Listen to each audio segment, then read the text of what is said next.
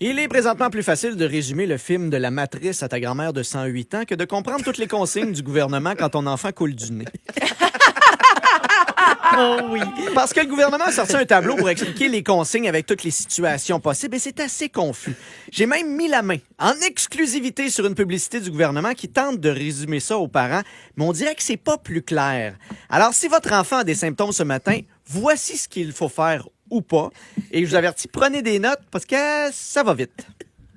Votre enfant a des symptômes qui s'apparentent à la COVID. Fièvre, toux, congestion, mal de ventre, diarrhée. Soit n'importe quel petit symptôme qu'un enfant a toutes les semaines quand il va à la garderie. Voici les consignes à suivre. Isolez votre enfant pendant 24 heures ainsi que ses frères et ses sœurs. S'il a des demi-frères ou des demi-sœurs, on déconseille de les demi-isoler. Avez-vous accès à un test rapide? Bonne nouvelle. Il pourrait valoir jusqu'à 100 $ sur Marketplace. Vous pouvez aussi faire passer le test à votre enfant. Si le test sort positif, gardez l'enfant à la maison. Si le test sort négatif, réessayez le lendemain. Si le test sort mauve, votre enfant a un crayon de cire dans le nez. Si vous n'avez pas accès à un test rapide, il est déconseillé de se moucher sur un test de grossesse. Après 24 heures, vous devez à nouveau faire une clé de bras à votre enfant pour lui faire passer un deuxième test. 2 tests négatifs en 24 heures, bonne nouvelle. Votre enfant peut retourner à la garderie et aller donner sa gastro aux amis. Si votre enfant teste positif et qu'il a 12 ans et moins, il devra attendre 5 jours avant la fin des symptômes pour sortir de l'isolement. Pour les 12 ans et plus, vaccinés, c'est 5 jours. Pour les 12 ans et plus, non vaccinés, c'est 10 jours. Pour les enfants qui viennent tout juste d'avoir 12 ans aujourd'hui, techniquement, pour nos consignes, vous n'existez pas. Bonne fête!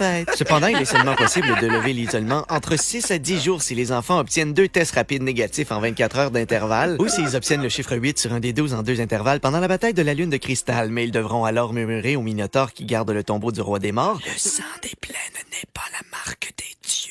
À noter que pour les enfants de 12 ans et plus, il est fréquent de voir des symptômes comme la perte de l'odorat et du goût. Cependant, si votre enfant ne remarque pas qu'il pue ou qu'il mange des choses étranges, pas de panique, c'est l'adolescence. Une personne qui a contracté la COVID après le 20 décembre est considérée comme immunisée pendant 60 jours. Donc, techniquement, elle peut faire tout ce qu'elle veut, comme rentrer illégalement dans un restaurant, pour manger la bouche ouverte, en chantant du karaoké, pas de masque, tout en mâchant une gomme trouvée sous un banc de métro. Si votre enfant n'a pas de symptômes s'apparentant à la COVID et que vous n'avez toujours pas manqué de travail, 649. Veuillez noter qu'au moment où vous entendez ce message, de nouvelles mises à jour ont probablement été faites par un boomer qui n'a plus d'enfants à l'école et que plus aucune des consignes que je viens de vous lire ne tient la route. Ce message s'autodétruira dans quelques secondes.